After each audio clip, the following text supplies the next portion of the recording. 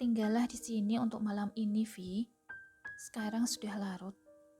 Hazel akan mengantarmu ke kamar tamu, kata ibunya, dan ketika dia ingin meninggalkan ruangan, dia menoleh dan berkata lagi, kamu tidak keberatan kan jika aku melakukan tes DNA untuk bayi itu? Vivian menggelengkan kepalanya, menandakan bahwa dia tidak keberatan sama sekali. Ibu Rosa mengangguk dan meninggalkan ruangan setelah itu. Mari kak, aku tunjukkan kamar tamunya. Hazel membantu Vivian untuk berdiri. Apa yang harus aku lakukan sekarang? Kakakmu sepertinya tidak mau mengakui anak ini. Karirku juga sedang di puncak. Jika aku melakukan aborsi sekarang, semua penggemarku akan merasa kecewa padaku. Ia berkata dengan suara bergetar. Hazel sebenarnya merasa kasihan padanya. Ya, meskipun mereka tidak begitu dekat, tetapi dia mengenalnya.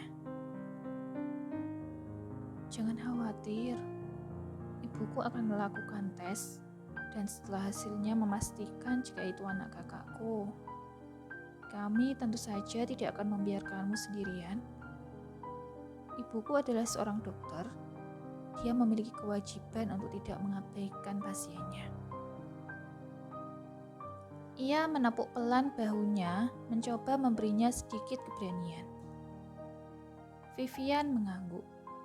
Dia mengelus perutnya dan berkata dengan suara pelan, "Nak, mari kita buktikan pada ayahmu bahwa kamu benar-benar darah dagingnya." Hazel menatapnya dengan ekspresi kasihan. Di kamar Dev. Setelah Nadine masuk ke dalam kamar, dia berbaring di tempat tidur dan meringkuk. Dia mencengkeram selimut dengan erat, mencoba menahan emosinya agar tidak membuatnya marah. Dia memejamkan mata. Pikirannya terasa sangat berat dan tubuhnya sedikit gemetar. Dia menahan suaranya agar tidak keluar dari mulutnya. Suaminya tidak bisa melihatnya seperti itu. Dia berbaring di belakangnya dan melingkarkan lengannya di tubuhnya, memeluknya erat-erat. Matanya memerah menahan kesedihan di dalam hatinya saat melihat istrinya patah hati. Tempat tidur di kamarnya ini adalah single bed, jadi memang lumayan sempit, tetapi juga agak nyaman untuk saling berpelukan. Keduanya tetap dalam posisi seperti itu sampai mereka tertidur tanpa berkata apa-apa. Naura mendapatkan gaji pertamanya. Dia ingin membeli sesuatu untuk suaminya, lalu sisanya ingin dia simpan untuk tambahan uang sewa rumah. Gadis itu pergi ke kota ditemani Andy. Dia ingin pendapat dari seorang pria. Selama ini dia hanya membeli apapun yang dia rasa cocok dengan suaminya. Karena sekarang mereka miskin dan bangkrut, dia harus memotong daftar keinginannya. Selain itu, dia hanya mampu membeli sesuatu yang lebih murah dan nyaman untuknya, bukan lagi sesuatu yang mewah. Untungnya, Andy bukanlah seseorang dengan sikap busuk. Begitu dia tahu tentang keadaannya, dia merasa kasihan pada mereka berdua. Lihatlah shawl ini. Apakah menurutmu itu akan terlihat bagus untuknya? Katanya dan menunjukkan padanya shawl merah. Andy melihat shawl tersebut. Bahannya tidak terlalu buruk, tetapi warnanya sangat mencolok. Dia tersenyum dan mengembalikannya. Bagaimana kalau kamu membeli yang ini? Katanya dan menunjukkan sepasang sarung tangan berwarna coklat tua. Naura memiringkan kepalanya, menatap sarung tangan selama beberapa detik. Dia akhirnya tersenyum dan menganggukkan kepala. Yap, ini pasti terlihat bagus untuknya. Dia mengambil sarung tangan dari tangannya dan melihat bahannya. Berapa ya harganya? Dia menelan ludahnya setelah melihat label harganya. $100. Apa itu masih terlalu mahal untukmu? Tanya Andy. Naura mengangguk. Dia ingin menaruhnya kembali ke rak, tetapi dia menyukai desain dan bahannya. Ini akan sangat cocok untuk suaminya, pikirnya. Melihatnya menatap sarung tangan yang ada di tangannya dengan tatapan ragu, Andy menarik tangannya yang lain dan pergi ke konter. Naura menarik nafas memberikan uang kepada petugas di konter. Setelah mereka keluar dari toko, dia tersenyum melihat paper bag putih yang sekarang ada di tangannya. Oke, aku harus segera ke bandara sekarang. Kalau tidak, aku akan ketinggalan pesawat. Selamat berakhir tahun, Naura. Dia mengusap kepalanya seperti anak kecil sebelum pergi. Naura tersenyum dan melambaikan tangannya. Bye, sampai ketemu minggu depan. Kainan sedang berdiri di sudut jalan bersama Dina.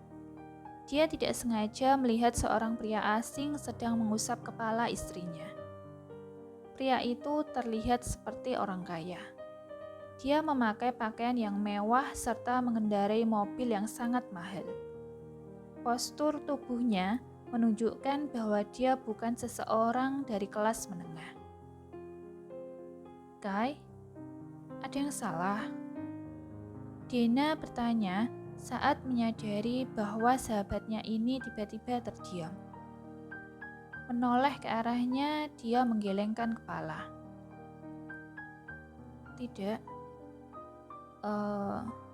Apa tawaranmu padaku waktu itu masih berlaku? Tawaran? Oh, tentu. Kurasa kita harus melakukannya sekarang. Aku ingin menunjukkan padanya bahwa aku benar-benar ingin dia meninggalkanku sendiri. Sekarang? Oke, terserah padamu. Dina tersenyum bahagia dan merangkul lengan Kainan. Naura berjalan pulang dengan gembira. Dia bersenandung sepanjang jalan dan terus tersenyum. Dia senang mendapatkan gaji pertamanya hari ini dan mampu membeli sesuatu untuk suaminya tersayang. Dia tidak bisa membayangkan bagaimana reaksi suaminya nanti ketika dia memberinya sarung tangan itu. Sudah sebulan yang lalu sejak terakhir kali mereka berhubungan seks, karena dia sangat sibuk dan lelah ketika pulang bekerja. Dia juga tidak bertanya pada Kainan tentang kebutuhan biologisnya. Dia selalu pergi tidur lebih awal dari sebelumnya. Naura sangat merindukan suaminya, merindukan aroma tubuhnya dan pelukannya. Dia mendapat libur panjang sekitar 1 minggu sampai tahun baru. Jadi dia pikir dia ingin menghabiskan waktu liburnya dengannya. Ketika tiba di rumah, dia dengan senang hati membuka pintu dan berkata, "Sayangku, aku pulang." Dia tersenyum, tetapi hanya sesaat sebelum mulutnya terbuka menganga. Kainan terlihat duduk santai dengan merentangkan kedua tangannya di sandaran sofa, sementara di pangkuannya adalah seorang wanita yang sedang tiduran menghadapnya. Jantung Naura berdetak sangat cepat. Dia melihat mereka berdua seperti sedang bermesraan. "Kau sudah pulang?" Kainan membalasnya tanpa melihat ke arahnya yang masih berdiri di pintu. Dengan gemetar dia bertanya, Apa yang kalian lakukan? Siapa dia? Matanya sedikit memerah. Oh, ini adalah pacarku. Maaf, selama ini aku belum memberitahumu ya. Bisakah kau cepat naik ke atas? Aku sedang ingin berduaan dengannya sekarang. Dia masih tidak menatapnya. Geram, Naura melempar paper bag berisi hadiah untuknya ke lantai sebelum menutup pintu kembali dan berlari ke jalan. Dia berlari sambil menangis. Ini adalah pertama kalinya dia patah hati seperti ini. Suaminya sedang bermesraan dengan wanita lain di depan matanya. Dia duduk di bangku taman dan menangis jadi-jadinya. Bam! Setelah Naura meninggalkan rumah, Kainan menghela nafas dan mendorong tubuh Dena menjauh perlahan. Dia menundukkan kepala dan melihat ke arah yang lain. Maaf, tapi aku tidak bisa melakukan ini terlalu lama, katanya. Dena tercengang, dia membenarkan pakaiannya kembali. Kai, jika kamu benar-benar ingin dia menceraikanmu, lebih baik kamu mengambil keputusan. Sedikit bersenang-senang denganku bukanlah masalah besar bagiku. Jika kamu membutuhkan aku lagi, hubungi saja aku. Dia keluar setelah mengatakan itu. Kainan menggosok wajahnya. Dia melirik paper bag yang ada di lantai dan menghela nafas. Dia pergi ke kamarnya dan berbaring di tempat tidur, memikirkan apa yang dia lihat malam ini. Jadi, dia bisa memiliki pria yang lebih baik di sisinya. Lantas, mengapa dia ingin tinggal bersamaku? Dia bisa memiliki kehidupan yang baik dengannya. Begitupun denganku.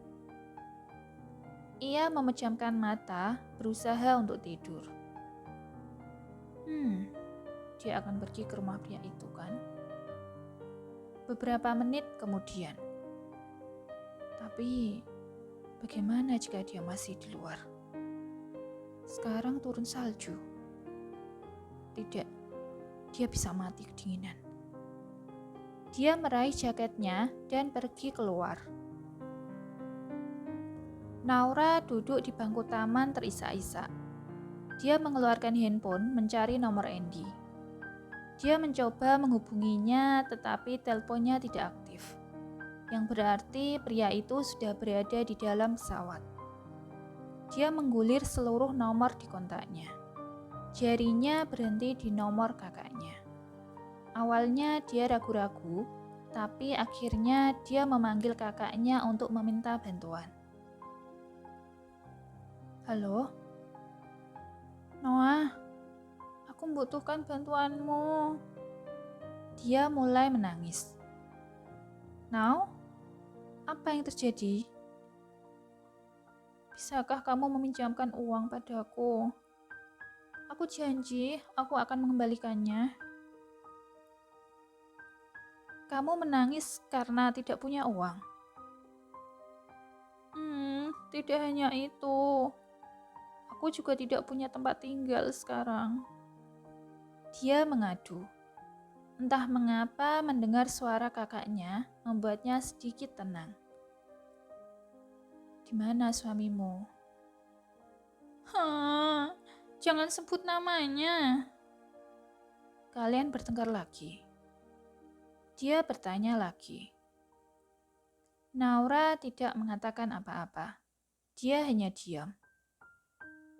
Oke, aku akan mengirim orangku ke sana. Tetaplah di tempatmu sebentar, jangan kemana-mana. Terima kasih. Now, ini hanya nasihat untukmu. Cinta tidak bisa dipaksakan. Katanya sebelum menutup telepon.